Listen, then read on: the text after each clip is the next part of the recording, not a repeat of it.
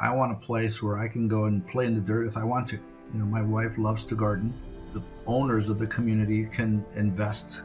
That's why even around the buildings that we're going to create, there will be gardens. So we could pay a gardener or gardeners because it'll be a lot of work. We're going to have a composting center, obviously. So we're going to create our own soils, as you mentioned, right? And what kind of soils do we want? So it'll be constantly growing different things. We planted 100, maybe 200 square meters of strawberries. Hello and welcome to the Regenerative Design Podcast. I'm your host, Mathieu Mehuis, and each episode I interview leading authorities in regenerative practices. People who excel at doing well and doing good. So are you passionate about protecting our planet for future generations while thriving in business? Well, you're in the right place because this podcast is dedicated to making our world better and your business more successful. Welcome to another episode of the Regenerative Design Podcast. Today we have another amazing guest. His name is Ernesto Furtado. Ernesto has a very impressive resume of achievements that he has done over the years. He has over 40 years of experience in business, and he's part of numerous organizations in the real estate space, such as EXP Realty. He's also group CEO of and senior asset manager of All Things Real Estate Global Group. And he's also the CEO and founder of Vision Real Estate Management Services, which is a company that offers support throughout the whole real estate space. So I'm very excited to talk about Ernesto's personal story and also learn more about what he has done over the years. So Ernesto, welcome to the show. Great to be here, Matthew. Nice. Thank you for your introduction. I'd love to start with the question, Ernesto, when you go to a dinner party and you're with a group of people, everybody's talking, and all of a sudden the room goes silent and somebody looks at you and asks you, hey, Ernesto, what is it that you do? How do you answer that question? Well, my main question, we provide global advisory service for real estate investors. That's really, the elevator pitch, exclusive advisory service for real estate investors. That's my primary function. We have a team, as I mentioned to you, we function out of 24 countries. We have agents in those countries. We're almost at reaching 90,000 realtors globally in those 24 countries. And so, all things real estate is a very broad spectrum, from, people, oh, can you help me find an apartment, right? What size apartment? Where do you want to live? And so on and so forth. To, I have $1 million, where should I invest it, right? So, we only function in the real estate world. So I don't do stocks. I don't do stuff like that. Anything that involved in the real estate industry, we are involved. We buy and sell construction companies, management companies. Anything to that effect as well. But again, it's something that service the ultimate thing, which is the real estate industry. Interesting. It's probably a longer answer than you want. Yeah, well, that's a great answer. So I'd love to go really back in time. Like, where did all of this start? Like, you've gathered so much experience over the years, but there must have been a moment back in time where everything started. Let's go even back to your early life. So how about going back to 8 years old? Nice. I like 8 that. years old, my dad owned the business. He owned the bakery, and all the construction companies used to dump all their leftover wood, and they used to burn for the ovens. It's just, so we did that. So, and we had a big piece of land behind the property where all this wood would be dumped. And that's where we played with my friends. And it was a bit of not a jungle, but it was a very green area, so you can get hide in between different things back there. So we take that wood and create little tree houses and forts, and we would play, cowboys and Indians and war games, and the typical little boy stuff that you do.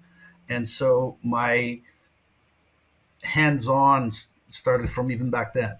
My father used to tell me as a child, they would bet on how long that would take a toy apart, because I was, those electric cars with the battery thing. I was more interested in the little motor inside to figure it out. I would take it apart and try to put it back together. Sometimes I did, sometimes I didn't. So, being hands Interesting. on. So, part of all of that. So fast forward to today, I'm a master builder. I design, build. I'm a wannabe architect. Really, is what my passion and desire becomes. I'm passionate about architecture. So being in a construction site to me is like being in a candy store. I get excited. I love building things. We've built many things, and it's always a treat to drive by years later. If there's something you built or you were part of the final result. Because we go from an idea, like I mentioned to you, somebody comes and says, I have X amount of dollars I'd like to invest, or I would like to do something. And my job is to go figure out what's the highest and best return for those funds, depending on the aptitude of the investor. I call them ABCs, aggressives, betweens, and conservative. So different, it's not one recipe fits all. Different people need different things, and or want different things, or have different tolerance to different things, right? So obviously, the riskier the deal. um, I I don't believe in gambling. I'm not a gambler. I don't go to casinos. So we minimize the risk tolerance as much as possible. But let's put it this way: in my 42-year career, we never lost money because of the deal. It's always because of people, unfortunately. People that say they're going to do things, and they don't do things. The deals are always, numbers are the numbers. And I've learned through the years that markets go in cycles. I mean, the goal is to buy low and sell high. Not buy high and pray to God it goes go higher, and then obviously get wiped out because you bought at the wrong time. Location is the golden rule of real estate globally. Don't buy swampland, right? Don't buy somewhere where something's going to happen to the property. So these are all the. I don't even know what the question was again. Sorry, we got side rail. Welcome to Ernest Furtado. No, I was going backtracking, like back to your life. You're eight Ah, years old, already working with your father. That's amazing. And similar to me, I was always fascinated about how things work. And that for me was the fascination about how nature works. I also, when my sisters had little toys that were mechanically working, like I remember my sister had a small washing machine. I had to take it apart always to know like how does it work, what's the mechanical thing behind it. I could never put it back together. That's another story, but at least I understood how it worked. Um, yeah. so it's Well, interesting we that would we. get all kinds of stuff. We had, putting 10 old bicycles and creating one bicycle that functions. So taking those pieces apart and things like that. So I'll give you this back even further story. Mom and dad are originally from here, the Azores, Portugal. The story is, I was ordered in Portugal, delivered in Brazil, where I grew up until I was 10. At 10 years old, due to health reasons, mom had to move away from Brazil, and we moved to Canada, and that's where I spent most of my life. And then 4 years ago, unfortunately, both my mom and dad passed away, so it kind of, an empty nester of different things. My kids are big, they're grown, they're doing their own thing. And so I wanted different. I love Canada. I think it's a great country in many aspects. Other aspects, not so much anymore. So it's becoming less and less business friendly. And in my journey, so somewhere in the middle there, went to school, had a passion for architecture. You got to understand, I got to Canada when I was 11 years old. I didn't speak 3 words of English. So by the time I started learning, so I was always way behind my schoolmates. So I struggled through school because I just didn't understand. I knew what basic math was, But when it became to written math, Johnny walked 5 kilometers, Mary walked 3 kilometers, how many more kilometers, blah blah blah. Simple math, but I didn't know how to read and write to answer the question properly. So I struggled, just that simple things. So I decided, I have to, my dad says, welcome to the school of hard knocks. If you don't want to go to school and go through that pain, you're going to have to go through other pain. And I was okay with that. I was thrilled to just roll up my sleeves. And at 16, I was working full time. That was my career. And I always looked for understanding what my employer was doing. Right. And I started my own business. I had my own little business side hustle when I was 15 years old. I was selling soap, in larger quantities. It was an Amway product, if you understand, multi-level marketing. I got into that. And so understanding business and understanding the whole thing. And then, fast forward a few years later of working various things in construction companies as a laborer, obviously, sweeping floors and carrying stuff. I was working in a hardware store, and I used to help people to do the basic drawings for simple things. I want to add a garage to my house. Back in the days, you just needed a very simple drawing to submit to the building department. Or I want to build in a little extension, something like that. So I could do those drawings. I could do some basic stuff, but I wanted to improve my skills in architecture. And so I went to night school drafting. I wanted to just improve my skills in drafting. And as I shared this story with you, I used to walk by this tiny little real estate office, and one day, always looking at the window, one day they said, salesman wanted. And I was like, I wonder what this is about. So I walked in, I asked the guy, tell me about how do you become a real estate salesman at that time. It was right. We're going back to 1982, 83. And the guy, there's an older gentleman, he just told me to sit down and ask me what I wanted to do when I grew up. And at that time, I didn't know what a developer was. So I told him I want to be a builder. And he goes, great, get your real estate license. I'm like, what does being a builder has to do with getting a real estate license? So as I told you, he was extremely, to the point. He says, are you stupid? And I don't think so. I remember this conversation like it was yesterday because it was one of those life-changing moments for me. And he says, well, you got to buy the land, you got to build a house, you got to sell the house, you make money 3 ways. I goes, well, I'm not that stupid. So I went out and got my real estate license, and that's how I began. And that was, 1983 is when I got licensed.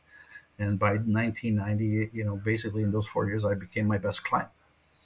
So I was buying and flipping properties and things like that. And, there's more to that story.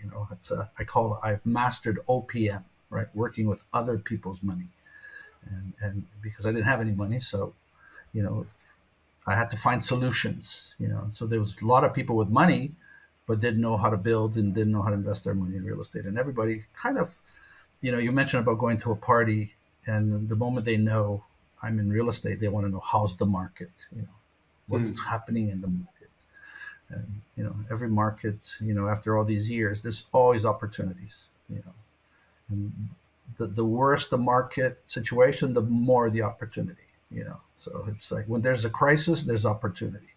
When everything's good and everybody can do things, it becomes very competitive and the opportunities become smaller.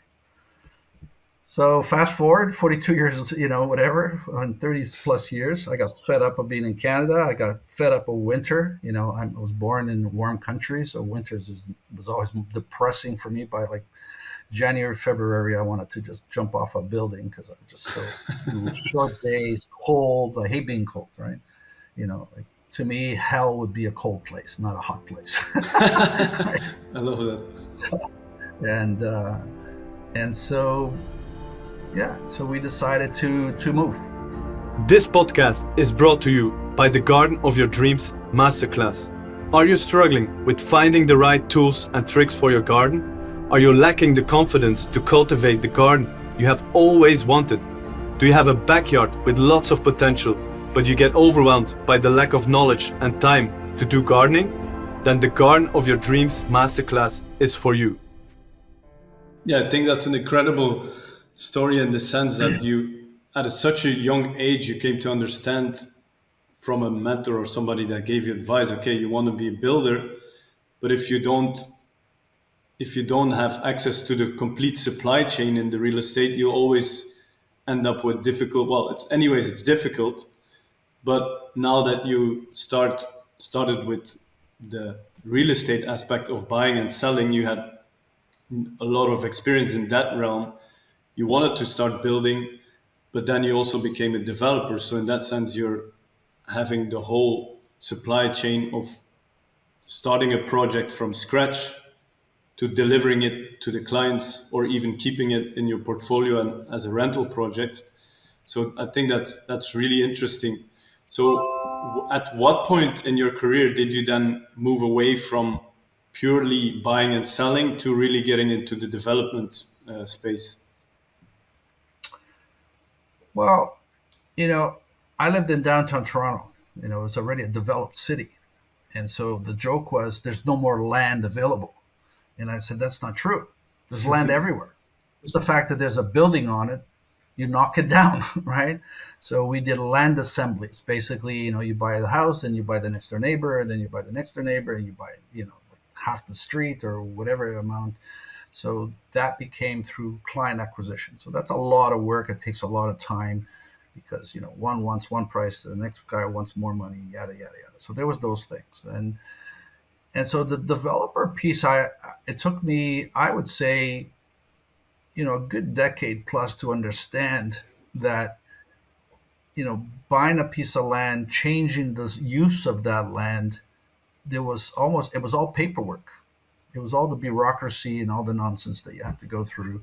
Um, but it is what it is, right? It's part of the job. Digging the hole for the foundation is part of the job. Putting the footing, putting the roof, and so on and so forth. So the bureaucracy of getting approvals, changing the use. And you got to remember, there was many things there. At one time in Toronto, there was a gas station almost every corner, right? That's the way it used to be back in the day. I mean, it was ridiculous how many gas stations. And then the oil companies decided, they were going to not have them everywhere. And so we were buying old gas stations. So we were dealing with the environmental issues, digging out old tanks, they leaked, there's mess. And so you dealt with it, So instead of buying it for $500,000, you bought it for 50 grand and you spend 450,000 cleaning it up and there was your land value, right? As long as it made sense. So understanding the deal first and doing the due diligence, you're an architect, it's the whole thing, right? So you come up with a concept idea, you work backwards. What can we do here? Work it backwards, and then at the end of the day, is there any money left over? If there is, you buy it. If there's not, next. You know, I have a little joke that investment opportunities are like onions. It's a beautiful fruit, and then you start peeling, you realize it's an onion, and the more you peel, the more you cry. Right? Some of the deals. So that's a bit of a joke, but just to give you an analogy of what you go through. So I It's the learned very reality. quickly. Yeah, and I guess going back to my 8-year-old self and like yourself, taking things apart is inquisitive. I always, I was always, and I still am today, like a 2-year-old kid. Why? Why is this? Why is it like that? Why does it have to be like this? Why does it go this way? Why does the law say this? Blah Yeah, blah blah exactly. blah. So, so inquisitive minds, and that's how you get answers. Yeah. So it's pretty straightforward. You look for a niche, you look for a problem, and you solve it. And that's usually you can make money by solving problems. It's a good way to, and what's needed. The market needs 2-bedroom apartments. I'm not going to build 4-bedroom apartments. I'm not going to build 1-bedroom apartments. The city of Toronto right now is probably the condo capital of the world. They built so many properties. And because of rental housing and the lack of, they built so many studios in 1-bedrooms. Well, where's the family going to go? So they got to move out of the area. And what are you going to do now with the 1-bedrooms or studios? Break the walls in between and make it a 2-bedroom? Right? With 2 kitchens and 2 baths, right? All that kind of stuff. So it's, yeah, you sort of have to look at what makes sense. And as an investor, it's always, and that's the asset management part. My job is to understand the deal from the very beginning, buying the bushland to the very end. I'm the first one in and the last one out, right? If we stay out, and a lot of time we stay in, as that's where the management company comes in, because sometimes, the idea is to buy and hold and cash flow, not buy because, tax purposes. As I mentioned to you when we were here, it's not how much money you make, it's how much money you keep. Mm. Right? You make a lot of money, but if you pay taxes and you have all these expenses, oh, I made $1 million. Okay, but how much did you keep? Oh, 50 grand. Sure. So, you could have got a job somewhere and made double that or something. But, anyways, so that's, again, I've done the bunny trail. What's the Yes. question? No, we're free flowing here. I really love the fact that you have like that inner child, that childlike imagination of like, okay, why is it not working? Why is it working? Like, I remember as a child as well, I was always asking questions, and I think the moment you stop doing that, you lose interest. That's how so many people end up in boring 9 to 5 jobs that are all just living for the weekend. Now, you kept your fascination for your job throughout your career, and that is part of your success, in my opinion. So it's really cool to understand that and learn from that.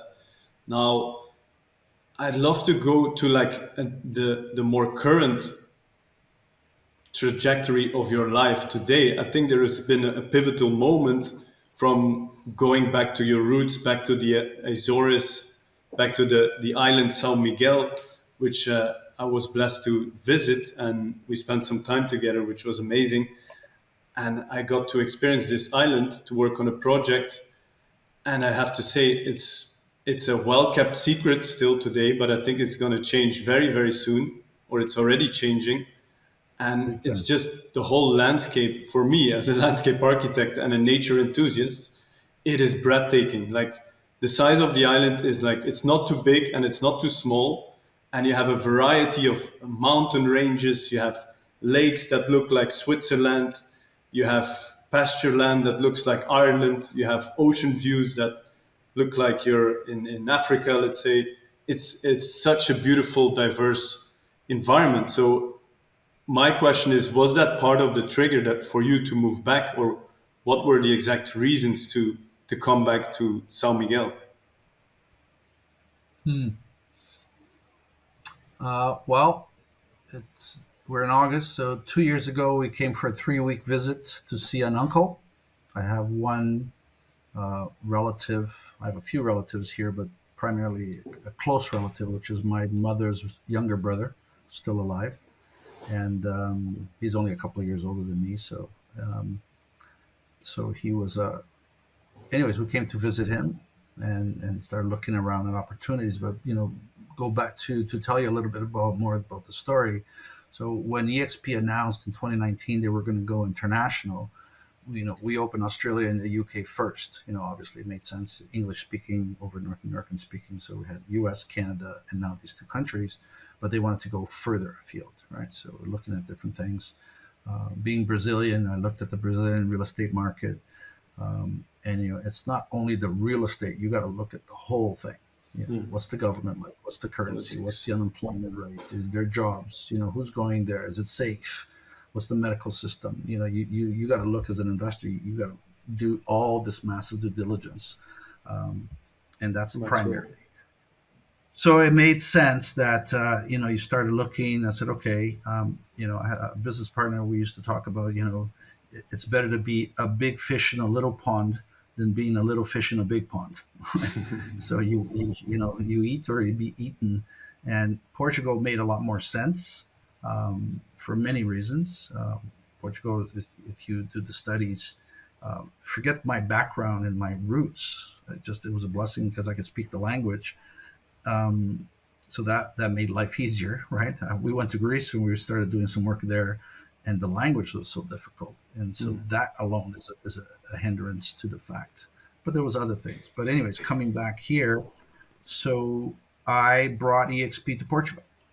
I we did the due diligence. I convinced my partners in the U.S. And leadership group there that Portugal would be a good choice. for the last, I would say, probably the last decade, but for sure the last half a dozen years. What they call Portugal's in fashion. It became fashion. With the Yep. golden visa programs, with the tax incentives, with the non-habitual tax incentives they had. Many things. The safety, the quality, the affordability. It's an affordable place to live for most people, right? It's becoming much more expensive in the big cities, But that's any city in any country in the world. You go to the big city, it costs, New York City costs Manhattan's one price. You cross the river to Jersey, it's another price, right? And same thing. So even in Portugal, you go to Almada, which is across the river from Lisbon, it's already one third the price less. You go 45 minutes away, it's half the price. I mean, if you want to live in the big city, you got to pay the price. And anyway, so going forward, so we brought EXP to Portugal. And in my travels, I spent 18 months traveling up and down and sideways. It's not a joke. And I'll tell you the reason. We live in 256 places in 18 months. And we know that for a fact because, I became a citizen through my parents were Portuguese, so I was entitled to have my citizenship. And then I applied for my wife to become landed. And immigration officer wanted to know where we live, our home address. So we don't have one. So how can you be here all these months and not have a home address? And so she wanted proof. So we had to print every receipt of every hotel, every Airbnb we rented, to show to them. And we had a stack, like, I don't know, a couple of inches thick, but, a book. And we handed it to her and she freaked out. Like, what is this? I said, well, you asked for the last 8 months, there it is, right? And we counted it. It was funny.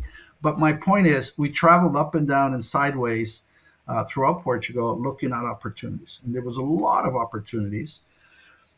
But again, I was testing the waters. It's not just the opportunity. Yes, I see opportunity, but how do you get in? How do you get out? How do we create an exit strategy? A, B, C. I always try to, it's not just one way to get out. Is there multiple ways to get out? That's, again, the investor mind. So we looked at different opportunities. And then we opened Brazil. So I wanted to go down there and really see, because it made it easier. Once we had everything already translated into Portuguese, open Brazil was much easier because Brazil is 26 states. It's like 26 countries, That's huge. I have a joke that I call, the divided states of America. They're not united. It's 50 states. It's 50 different laws. You can have a gun here, but you can't have a gun there. Over here, you can shoot somebody. Here, you can't shoot somebody. It's not crazy. You can buy marijuana in this state. Next state, you go to jail for life for having marijuana. So it's the divided states of America. And Brazil's the same. We have 26 states. And it's like opening a country every time you open a state. You have a different broker. You have different rules, different licenses, and everything else. So it became Portugal, one law, one rule across the nation, including the autonomous regions, which is the 9 islands of the Azores, and the few islands in Madeira, which is off the coast of Africa. It's all part of still Portugal, but these have independent governments and they still speak the language. They're still part of Portugal, but not. And anyways, so fast forward 18 months later, we go to Brazil, came back. We went, like I said, I went to Greece. We went to different countries. We went over to Spain. And then I decided to visit Uncle. And then when I got here, I discovered the tax advantages. So, corporate tax was less, and I could function out of here and it still operated all of Portugal. So, instead of paying 28%, I was paying 21%. We pay 21%. The value added tax is 23%. The mainland is 16% here. So, and I was like, okay, let's start, so it's like I mentioned to you earlier, it's not how much you make, it's how much you keep. And then all kinds of incentives. I can fly to mainland for $130. If I paid more, I get a refund because I'm a resident. I can fly to the other islands for 50 euros back and forth, return. It's cheap. There's, and it also allows me to go to North America with 4.5, 5 hours, where from mainland it takes 7, 8 hours. It's different. So it's 2.5 hours to mainland Portugal. It's 5 hours to Toronto from here. And the flights are daily. I could fly out of here to Toronto or somewhere in the east coast of the United States or Canada twice a day Yeah. on the worst case scenario. Now it's like three, Yeah, four the flights a day. location is incredible. I call it the world between worlds because it's like pretty much in the Yeah, middle. it's really cool, but it's island living, so you still have to Yeah, figure out, if you don't know what that means, yeah. it's an experience, right? Building is the next thing. Then, how do you get everything on the island? How do you get the right people? How do you do all of that? Yeah, Extra everything here. challenges. The only thing they have here is milk and cheese and cows and and potatoes and wood. They have lots of wood, and they don't use it for construction. They use very little wood. Most of the wood is shipped out. And in Canada, all we use is wood for construction with veneer and things like that. But anyways, fast forward, moving on. So we came here, looked at all the opportunities, and looked at some things. Look at the tax advantages. Look at those location advantages, and you sort of do the math, and you're thinking, okay, check, check, check, check, check. Yes, it's harder to get things over here, but so you schedule for it, right? So where at mainland, I could go down the street, pick it up. Here, it's 2, 3, 4, 5, 6 weeks. Everything here is, we have a joke. You can get anything you need, but it's 4 to 6 weeks. Right? So Portugal doesn't have an Amazon. Everything has to come either through Amazon Spain or Amazon Germany, but it gets here, right? Sometimes like the next day, sometimes the next week, but it gets here. When you're doing large scale construction, obviously it's a ship. It's like your container has to go through whatever. So it's 4 to 6 weeks. That's safe. Can you get it in 2? Yes. If you get it in 2, you celebrate. If you get it, but realistically, it's 4 to 6 weeks. So you schedule for that. You prepare for it. You prepare for many things. For delays and things like that. You know, Europe, like South America, people work to live. North America and some other parts of Germany was the same thing. A little bit, not as much as North America for sure. We live to work. Right? People are just always busy, rushing, work home, doing things. So it's a different lifestyle. I literally went into shock for the first 6 months I was living in Europe because I was so used to such a fast pace. Like all of a sudden I'm slamming on the brakes and everything's working. I work at a super fast pace there more than the average person. So when I got here, I was in shock. Everything is like mañana. I expect to go to the bank, open a bank account. I'm in and out in 45 minutes, an hour. I'm already freaking out. Here, it's a whole day sometimes. Sometimes you got to come back the next day to finish opening a blessed bank account. Not all the banks are like that, but that's just a simple example of, it's different. So like everything else, you just go with the culture. Okay, so how do you fit in? I can't change the culture. I'm not going to change this. Cultures change. It takes generations, right? So we work with what you know, with what you get. That's their country, not mine. Well, it's kind of my country now, but it is what it is. So you fit in. How do you fit in? How do you function? How do you work? And we used to turn houses around 6 weeks, 8 weeks, like 3 months would be a joke, right? Like, what are you doing? You're sleeping on the job. Here, if you turn a house around in 6 months, to think you can walk on water, right? It's not unheard of. It's 1 year is already super fast. On average, it's about, I would say, 18 months, to turn a house around. Like, I would go bankrupt in Canada if it took me 18 months to build a house. Yeah, that's interesting that the whole cultural aspect is such a big part of it. And again, I think it's an additional obstacle, which also means the competition becomes less, right? Like going the extra mile of going through all the hurdles puts you in a position that when you get to the point you can actually start building and finishing, when it's done, you'll have an exceptional position in the market, especially with the project you're currently working on, that I think is an amazing project with a great vision. So let's talk about that. So the project is called Quinta Vida Nova that you're currently working on. I got to see the land. Could you tell a bit more about your vision, the idea, um, the initial way that you acquired the land? I'd love to hear more about that. So about 18 months ago, probably a little bit more than 18 months now. Like I said, we came here for 3 weeks and then we stayed longer and we extended it for another 3 weeks. So for about first 3 months, again, we started looking around and doing different things.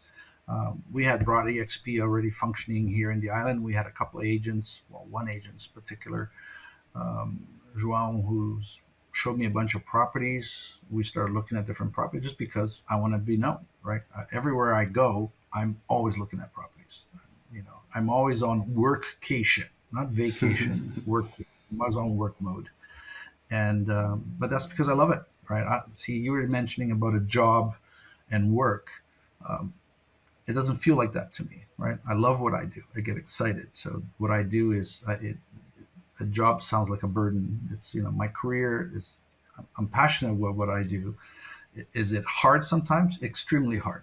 But so is a sport. So is hiking. So is whatever you do. There's hard parts to it. But as long as you love doing it, our mentor, know well, Raymond would say, figure out what you love to do and do that and figure out how to make money doing that, and you never work a day in your life, right? So you're always doing what you love, and if you can make money doing what you love, it becomes easier. Anyways, Yeah. going back to, we looked around, looking at opportunities, and we came to look at a piece of land just a couple of blocks from here, and then Jerome says, "Oh, by the way, there's this manor over there." And I said, "Not interested. Not doing any renovations, like, because it's hard to find labor here, and so rebuilding, renovations are a lot more work. I love it's a lot more easier. Like for me, it's like I like to start from scratch. It's much simpler, right? I don't want to get into demolition.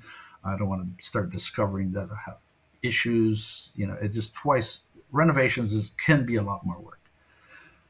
But he showed it to me, and I looked at it, and I was like, okay, well, yeah, this is probably a designated historical building. Not touching it with a 10-foot pole, right? And he said, well, according to the owner, it's not designated. I was like, how's that possible?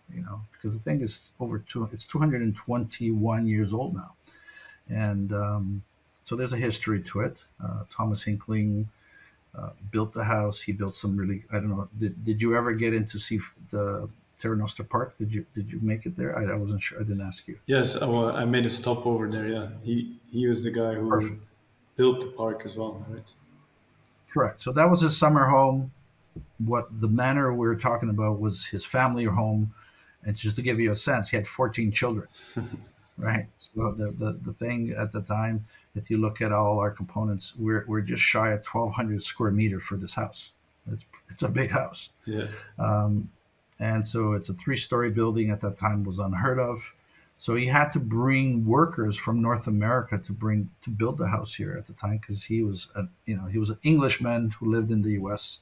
and I mean, to give you a sense of time, he was commissioned by George Washington, the first president of the United States, to be the ambassador or vice consul to the Azores for the United States, the new United States. Back then it was like, I don't know, 6 states or 8. I don't know the history, how many states, but it wasn't 50 states. It was just the beginning.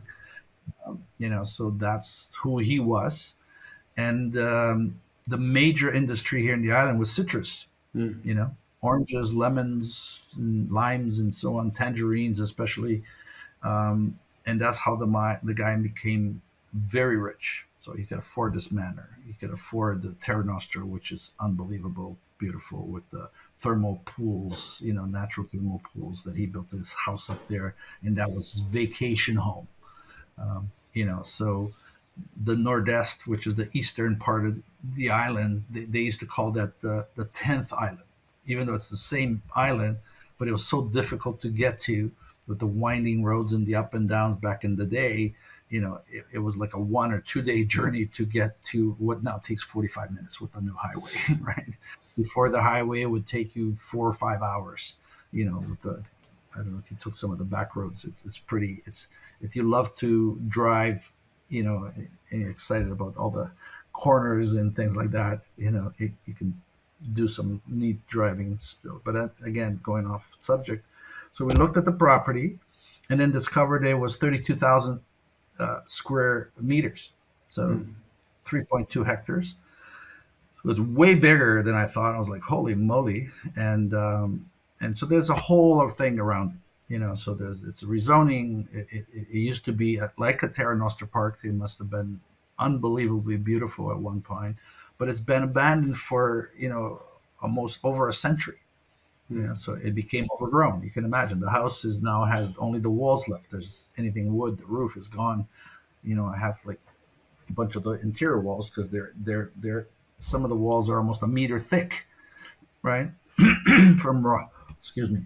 Excuse me. Let me get like a little bit of water here. Yeah, it's pretty Anyway, incredible. The history of the place is, I got to see it with my own eyes, and the guy who came on that island became super rich with the oranges, knowing that back in the now oranges is like a most normal thing. Back in the days, it was a real rarity to be shipped around the world, so it was extremely expensive.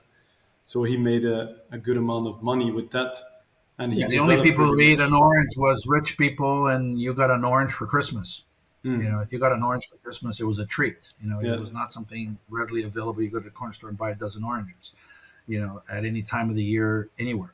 So that was unheard of. It's like we went to in Brazil. We were there. We went to the museum, the story of cacao with chocolate. How that all started. And again, cacao was drinking only by royalty. Yeah, so the pure cacao, which was bitter and disgusting, but then again, when you think of coffee, right? Imagine you never drink coffee. Explain to people what coffee is. You take these beans, you make charcoal, you run hot water through it, and you drink the charcoal water. That's what coffee is. So imagine what that would have been, trying to sell that to the queen or king or whoever it is that when you brought this back, how this delected, which is anyway, insane, right? And and cacao was the same thing. This bitter thing. It was used by the natives, in Indians throughout the world, and as a medicine, as a treat. It's not sweet. Sweet came later, from sugar adding. Milk chocolate came from you guys out your way, and Belgium. Swiss chocolate and all of that fun stuff. So milk chocolate became much later. Anyways, there's a whole history in there. Money. So Hinkling builds this house, creates an amazing garden. You saw the lookouts. The lookouts were built. It's this massive. They have rocks everywhere. This is a volcanic island. So to farm, it yes, you cleared away the bush, but you're mostly clearing this. Soil here is almost like gold. Only certain parts, but mostly rock. And maybe 200 years ago, even more so. The vegetation you get, like in the northern part where you get a lot of forest. So there's some soil, but anyways, they cleared all the rock, and they have this. It's got to be 15, 20 meters high. I haven't measured the height, to be honest with you. I'll just should do that. Um, but this big, think of a man-made mountain. So it looks That's like a incredible. round pyramid. You go around and around and around until you get to the very top. It looks like a birthday cake. Yeah. We restored it, and from that was the lookout. So for many reasons. I mean, Portugal was one of the major whaling, because you still do. One of the major things to do here is go to look at the whales and dolphins. There's a whole reason why they still migrate and hang out around the Azores, because of the Warm currents that bring waters. all the. Well, either that, and also brings the plankton from the current. So they just sit here and just open their mouth and get Feast. fed, and feast. And they eat a lot of plankton every day. So anyway, so the waters are infested with that, which then the whales came. But whale hunting, whale oil was a big business. So a lot of the fishing, small fishing villages were whalers, and you catch a whale. So you had to spot them, and somebody had to be awakened all the time, looking all the time for these whales. But anyways, nonetheless, it was for the ships also. When the ships were very far away, you got to think, it's not like today you have a motor and, where you see a ship an hour later, it's here. But, a sail didn't take that, depending on the wind. If it was really windy, it still moved, but you could see it far away. And you would want to keep those oranges on the tree as long as possible. The moment you pick it, it starts to rot. So you pick it, get it over to the boat. There was no marinas back in those days. That meant, you fill in your little boats and you row out there and put it in the big ship and you go back and forth 100 times until you fill up the boat with all the oranges. And then that boat takes off. right? So you had to see the boat coming. It could be hours and hours before. So the bell would go off, or a rocket or a cannon. I don't know what they would announce, that it meant everybody dropped what you're doing. It's harvest time, and you harvest day and night until you did what you did and fill up the boats, and then off they go. And anyways, that's how they did it, right? So the payday was maybe once or twice a year, right? It's not like oranges grow 24/7, 365. So that's how I started. But anyways, that's deviating from the fact that he created this Terra Nostra Park. So in those ships, they would, because they travel all over the world, bringing oranges and bringing the citrus to different parts, they would also bring back things, trees and bushes and other fruit trees, and so the pineapples, and which is a big thing here. Azorean pineapple is very famous, and we have other fruits and vegetables and exotic trees, which if you got into Nostra Park, it's unbelievable, the variation. And they have the little tags. This one is from the Philippines. This one's from China. This one's from Australia. This one's from whatever, Greenland, all over the world. Central America, South America. And they had the variation, and they still have it there because we're a subtropical weather here. Even though when you look at we're at the same, almost parallel to many countries where they get snow and ice. We don't get no snow and ice. Pico Island, which is the tallest point in all of Portugal, is an island that literally at the top. So when you're flying on the airplane, you can see the tip of it above the clouds. That's a lot of people don't even know. Most people don't even know where the heck the Azores is. When I mention to people, where are you now? And I said, well, we're in the Azores. Or where the heck is the Azores? They don't even know where that is. It's in the middle we of are the yeah, so we call it the Hawaii of the Atlantic, or the Hawaii of Europe, as opposed to the Hawaii of the America. So, but anyway, so that's kind of what we are. And back to the land, come down. But unfortunately, it got overgrown.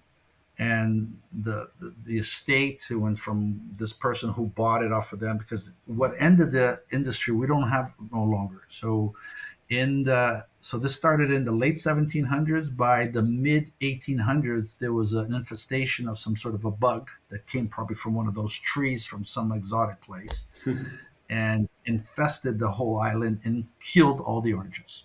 They became diseased and basically wiped out the citrus industry. And so a lot of rich people became very poor very fast. I mean, because it took a lot of money, and you needed the income. It was very good income, but when you have staff and people to grow and take care of the land, so a lot of the orchards got abandoned. They died, diseased, and now what? So they started to do other industry. Today, the big market here is corn for feed, and mostly not corn for anything else. I mean, there's some sweet corn, but it's not much. But it's corn and grass to feed the cows. So we have cows all over the place, because cheese and milk products, which is mostly the cheese that gets exported. Azorean cheese is world famous as well, and then the beef, obviously, for consumption for the they livers have and all. 365 days of grass-fed milk and meat, which is quite exceptional. So Correct. the climate is Yeah. So, incredible, as you said. There's such a variety, like pretty much you can grow everything, and there's so many microclimates on the island as well.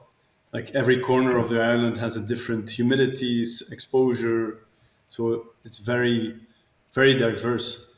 Yeah. Yeah. So So there's 9 islands, and all of them have a color, and San Miguel is the green island. And when you get here, you understand why it's called the green island. yeah, Everything's somebody even green. told me that there is a different shade of green that was invented, or they didn't found it yet, and it comes from that island because the green of the grass is so like nearly yellow green that the color didn't even exist. So yeah, it's obviously you have a lot of humidity, a lot of rainfall, so everything grows like crazy when the soil is in a good condition. So, but now bringing it Yeah. back So to yeah. the land you're working on, could you tell more about the idea, what you want to do there? What is it about? So we have to do it in phases, because the the zoning maps are still very antiquated, and according to the zoning map, there's still a forest here, which been has been deforested for probably a decade. Way before I came. All I inherited when we bought the place was stumps, Mm. and dug out stumps because they were trying to turn this into a vineyard. And so Pico Island's famous for its wine, but the vineyards grow amongst the rocks because again the temperature, right? So the sun hits the rock absorbs all the heat, and then radiates into the whole thing. Soil, like I told you, is gold around here, so there's not a lot of soil. So the vineyards grow along the rocks. As you mentioned, a lot of rocks, there's a lot of minerals and so on and so forth. It's a different grape. I kind of don't like it. I find it very acidic. Um, but I'm not a wine connoisseur, so forget what I think about wine. Because to me, as I told you, a $2 bottle of wine or a $200 bottle of wine is wine. Forgive me, but I'm not a wine connoisseur, and so there's different things. Um, but it's different, and it's expensive because it's rare. So the Pico wines and some of the Azorean wines uh, could be expensive because there's not a lot of it. And Mm. there's a demand for people that like that kind of stuff. Um, anyway, so the trees are gone. Most of the trees are gone. Um, as you saw, there's 5 cork trees. At the mainland Portugal, there's cork trees are like sacred. If you cut down a cork tree, like they'll shoot you. You'll go to Mm. jail, literally, because Portugal produces 70% of the world's cork, right? And cork byproduct is not just a cork for your bottle of wine, but it's cork for soundproofing, it's cork purses, it's cork shoes, it's cork Flooring. flooring, blah blah blah blah blah. So when you think again, all the places in the world that use cork, 70% come from this blessed little country, right? And in the island, as far as I know, we have the only 5 cork trees, right? So there you go, and they're And they're surviving. monumental. One They're is like really beautiful, Yeah. even though they're struggling a bit. They're very beautiful. And the other one is a 250-year-old dragon tree, right? It's a very unique looking tree, which, as you saw, is in rough shape. I'm not sure if they got hit by lightning or something happened to it, but it cracked in half because it's so big and old. Um, and so the surviving half is struggling. Again, before we got here, like I said, we've only been on the property about 18 months. And so the zoning, if you take away the areas out of the 32,000 square meters, we can now build on 9,000 square meters. So the very bottom, the very top, and a little bit on the side. So the property surrounds 3 streets. Mm. It's in the middle of a whole massive block, but we have 3 areas that we can build on. So that'll be phase one. And then we'll work with the city, where we are working with the city about rezoning, um, the balance of the place. So we will keep at least 1 hectare, about 10,000 square meters. This is where you came in.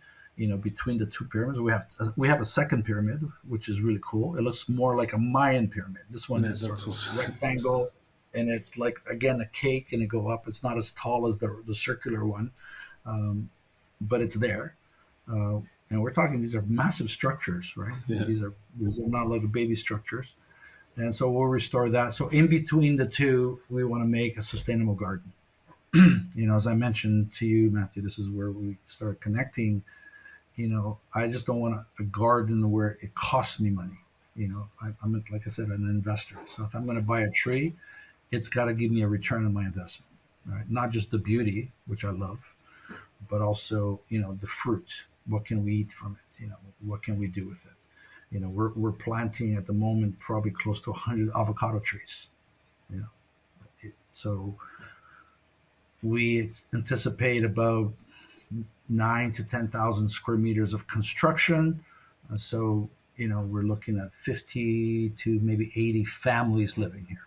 Right? Can they eat all that avocado? Probably not. But then we can do avocado oil. We can do different things with avocado, and so on and so forth. That's just one example. The pineapples, whatever, juice and this and that. Um, we've been growing, we've tried to grow different things. We're testing things out, cabbages and beets and blah blah blah. Sweet corn is amazing. With different things, and then all kinds of fruits. Almost you get almost any kind of fruits. Papaya trees, mango trees, and things like that. And we'll see. They all grow here, but our land is on a very slope, as you know, right? We're about from one end to the other, so we have a very, as you mentioned, microclimate.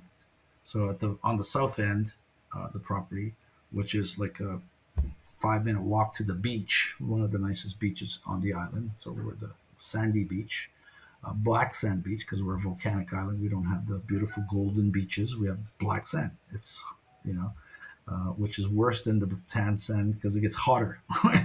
The black absorbs, so you can burn your feet really bad if you're not careful. But anyways, we're a 5-minute walk. We're like, I don't know, not even a minute drive to the beach from the property, so you have that advantage. The manor's at the very south end, and then it goes up almost. I haven't done the math yet, but I believe it's 180 to 200 meter difference in height. And it's half a kilometer long, so it's a very long, narrow strip, um, and so which is great because it slopes south, so it allows us to have terraces. Mm. Right, so I can build a house here. The next house still will have an ocean view. The next house will have an ocean view, and the next house will have an ocean view. And so that's a lot of land, a lot of space to do so many things. So I can put little bushes and I can put little flowers, which then cost a lot of money to the whole thing. So Quinta Vida Nova means new life estate. So it's a new life for me. It's a new life for the land. It's a new life for the manor. It's a new life for the community. It's a new life for somebody who's coming here, wants to live here. And we want it to be a rejuvenation condominium, right? So it's like you're going to eat healthier here because we were going to have this massive community garden. So you're going to have organic vegetables and fruits that we will consume first and foremost for the people that are going to live here. And then if there's anything left over, we talked about possibly doing a funky restaurant where we can go from, garden to table and invite that, and see what that possibly could look like. But that's not my shtick. That will be in partnership possibly with somebody else. If somebody's crazy enough to take that on. This podcast is brought to you by the Garden of Your Dreams Masterclass. Are you struggling with finding the right tools and tricks for your garden? Are you lacking the confidence to cultivate the garden you have always wanted? Do you have a backyard with lots of potential, but you get overwhelmed by the lack of knowledge and time to do gardening? Then the Garden of Your Dreams Masterclass is for you. Now, when it comes down to the redevelopment of the whole space, obviously you want to maximize the amount of buildings to put in. That's also related to the zoning, potential rezoning. Do you think that the people that will want to live on the land will also be interested and like looking for experiences that are also related to green nature, community gardens? Like, do you see it as something instrumental for the development of your project? Totally. Totally. I mean, we say, why did you buy this property? And I said, it's for me, for my own selfish reasons. I want a place where I can go and play in the dirt if I want to. My wife loves to garden. So the owners of the community can invest. That's why even around the buildings that we're going to create, there will be gardens. So we could pay a gardener or gardeners because it'll be it'll be a lot of Big work. enough. Yeah, so we're going to have a composting center, obviously, because you're going to have tons of vegetation. So we're going to create our own soils, as you mentioned, right? And what kind of soils do we want? So it'll be a constantly growing different things. I mean, we down in the south, we planted, I don't know, I maybe 100, maybe 200 square meters of strawberries, and we ate strawberries from February till June last year, right? Pretty cool, right? Yeah. And we have way too much strawberry. We couldn't eat them fast enough, at least for the the small group of people that were eating from it. And we did like Manuel to I allowed him to, like, it's just he's the one who plants it. He looks after it on his own time. So he sells it to the community, baskets and baskets, of strawberries, which justifies then buying the plant and his time, a little bit of his time, which he does on the side. And he does that with sweet corn. He does that with potatoes. He does that with sweet potatoes. I mean, we're still eating sweet potatoes from 2 years ago. Sweet potatoes by the truckloads, right? Um, what am I going to do? I can't. We're not big potato eaters, but sweet potatoes we like a lot more than just regular potatoes.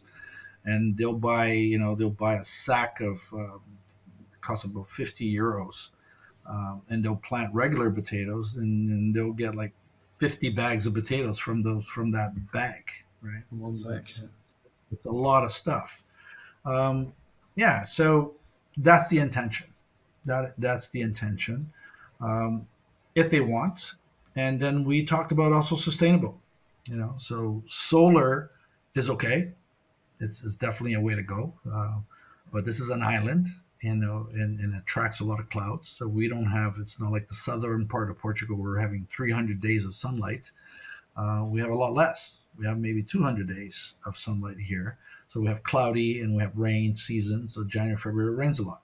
I would say it rains like every other day or at least once a day for a few hours. The clouds come by, it pours it on us. We have a lot of rain January, February. So solar is not the most efficient, but They say you can get maybe we like have. 4 seasons in a day on the island. Well, that's what they say here, but I've lived through winter. We don't. I would say 3 seasons. Not the winter, because you come from Canada. they, yeah, they don't know what winter is, right?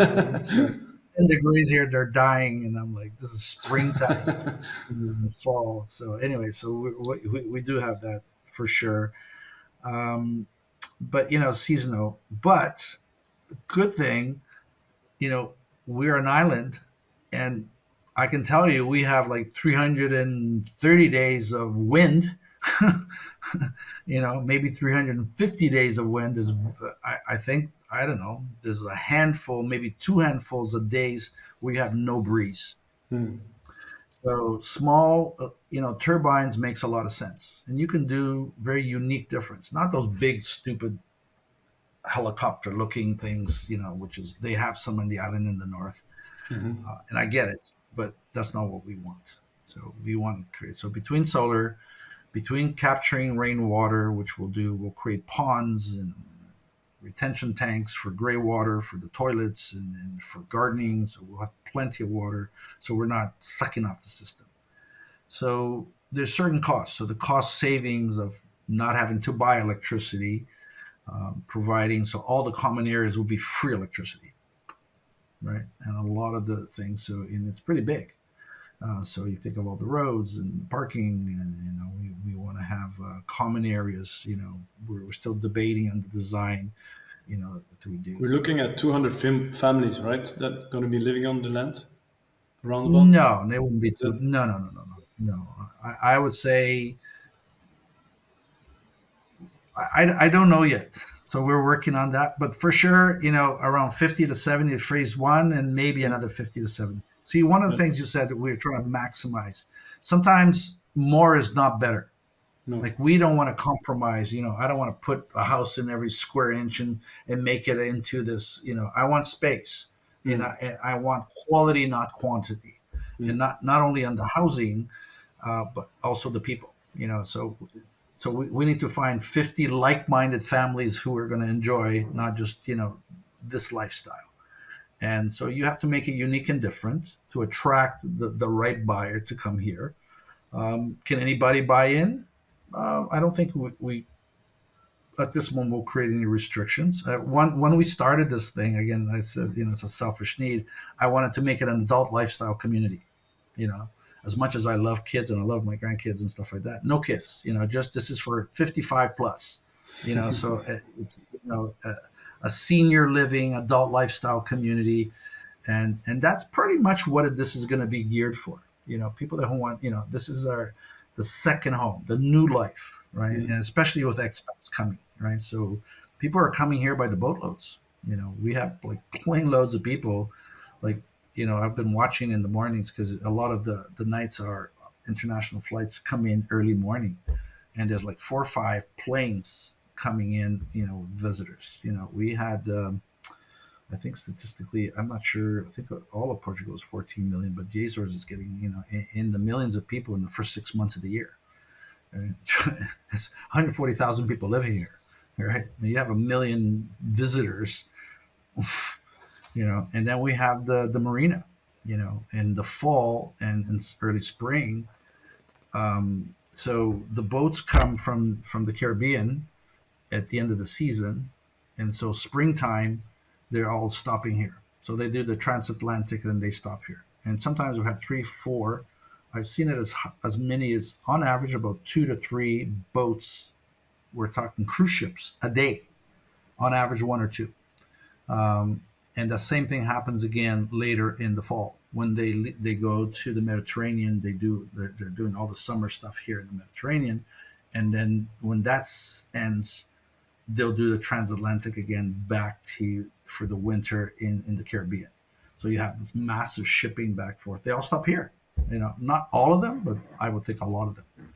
So and you think of some of those cruise ships are 3 to 5 thousand people. Hmm. Imagine, downtown Ponta Delgada, you were there, all of a sudden you have 15,000 or 10,000 people crawling around the town. That's a That, 10% increase in population with one boat. yeah, yeah, it just exactly, a couple boats and stuff like that, and then and it creates a huge business, right? So Yeah. we have all the bus tours and this tour, that tour. There's a lot of stuff to do here. Yep. You want to get out and do stuff, we Yeah. have hundreds of trails. If you're a hiker, it's incredible. Yeah, now bringing it back to the land, what something that stood out for me is that you want to make it unique and different, and I think that is something very important because looking at the island, from what I have seen, and it's my own humble opinion, it has so many beautiful natural resources.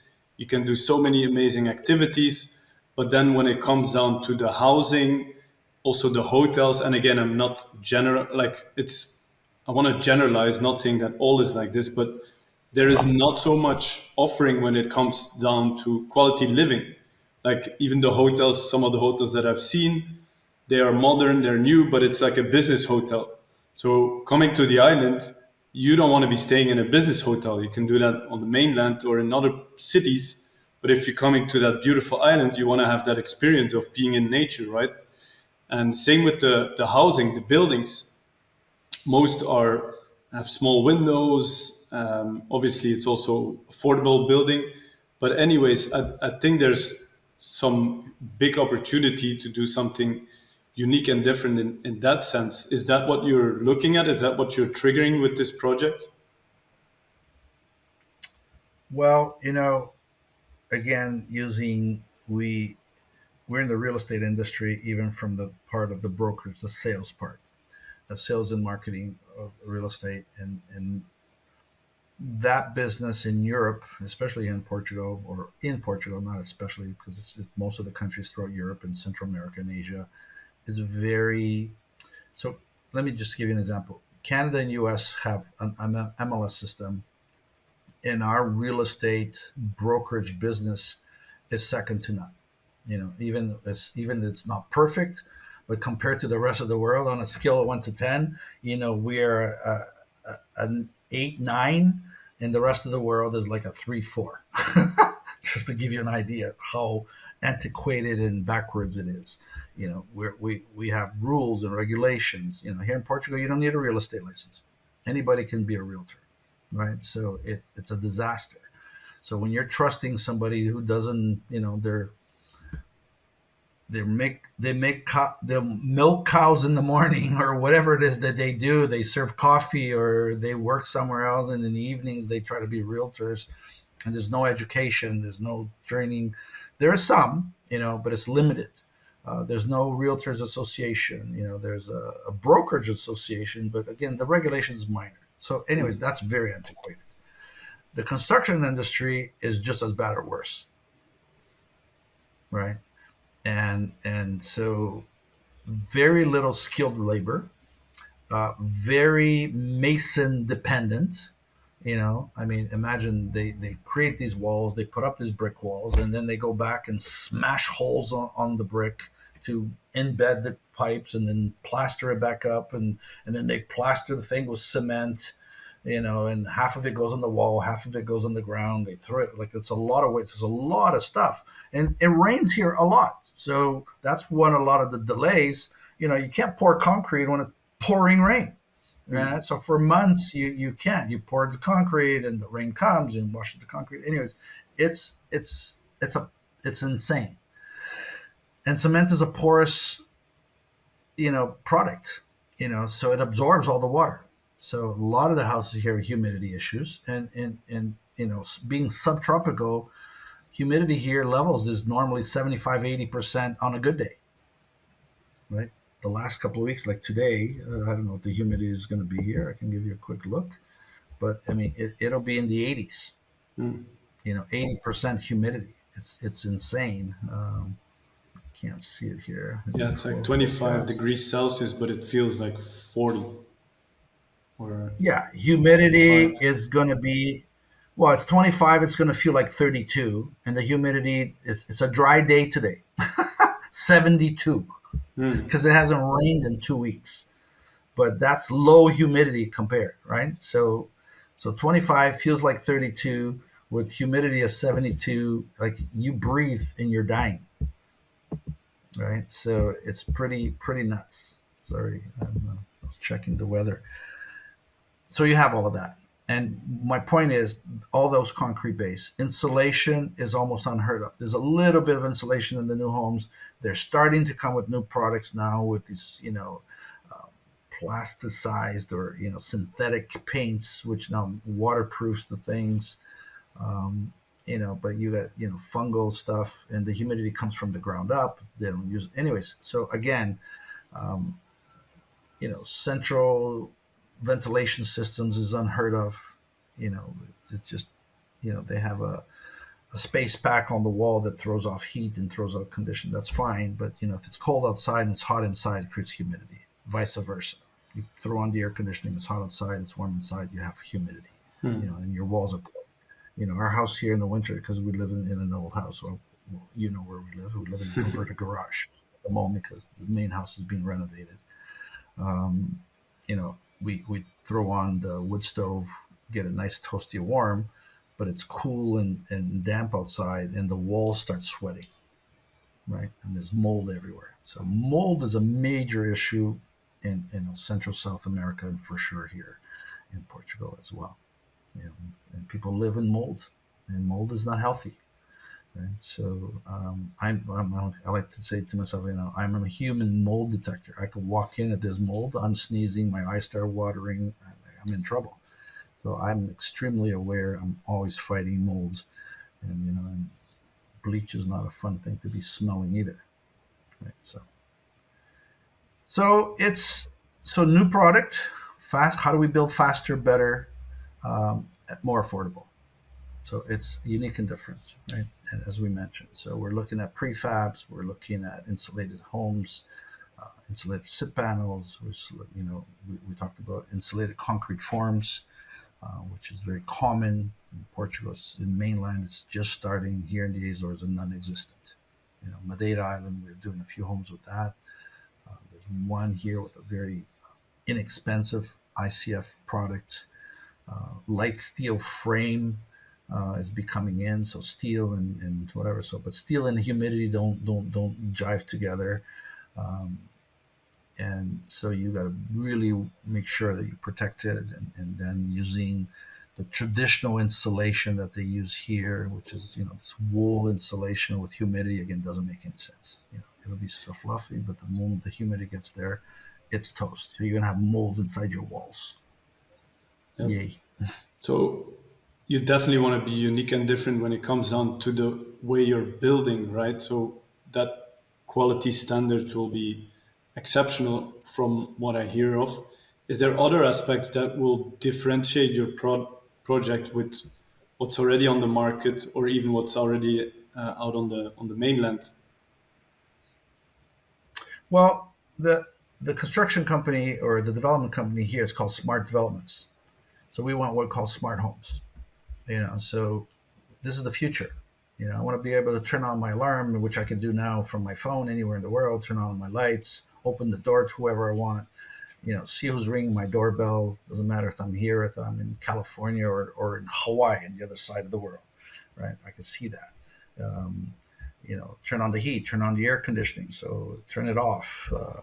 See what the temperature and the humidity is. So even though the house is sitting empty, but the humidity level is so high, or whatever it is, I can monitor all that. Hmm. LED lighting, which is a huge thing. We talked about gray water, right? So taking a lot of the water from the rainwater and something like that, and reserve it, and use it to flush the toilets. Why am I using fresh, clean water to flush toilets?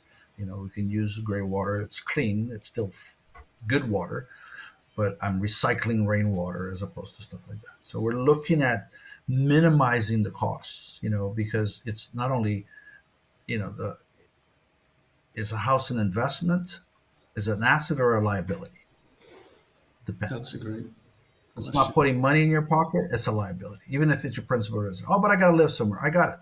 But that means you're constantly paying, right? You're paying for electricity, you're paying for the taxes, you're paying for repairs, you're paying for maintenance. So really it's a liability. It's like a car.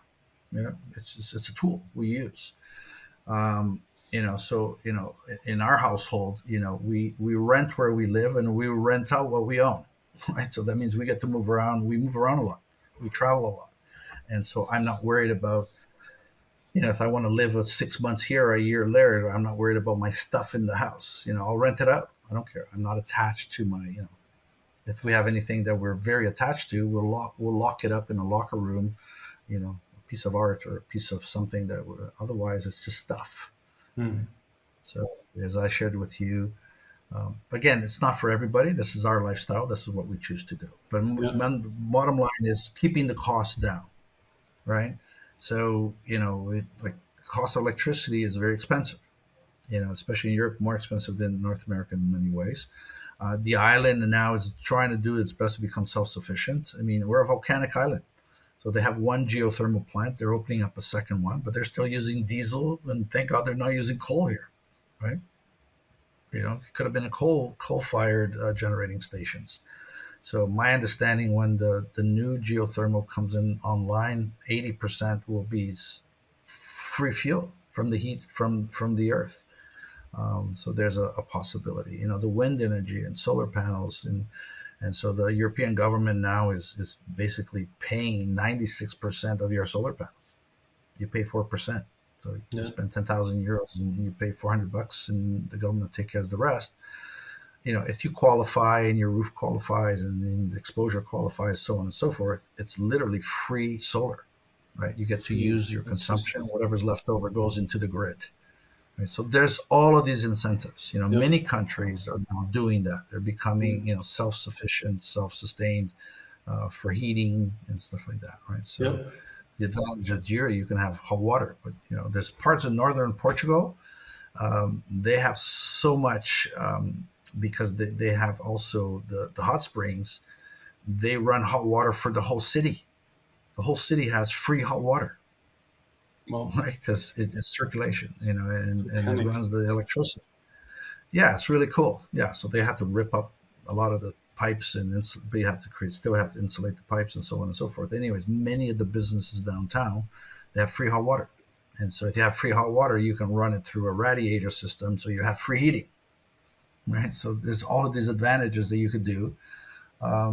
Pretty cool, right? Yep. We're in the I think mountains, it's so it's a very unique location, a very unique project that you're working on. And what for me really stood out is the fact that you're saying, okay, we want to do everything that's about sustainability, ecology, all of that, but it has to all make sense financially. Like, and that's something that I want to share with the audience here. It's like this is the whole point why you want to become regenerative, why you want to be sustainable, is like end of the day it brings you more money, you're less dependent on external inputs, it generates you income. And that's I think with this project that you're working on, it's a unique place to showcase that how real estate can become not so much a liability, but really an investment.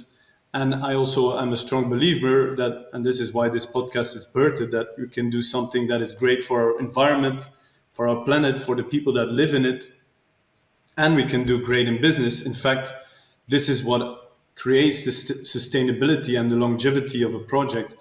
Otherwise, if costs go skyrocket over time, or you're dependent on the government on other incentives, then the project can go to bust very quickly. So I really appreciate all of your knowledge and input on that. So I want to start Well, wrapping up.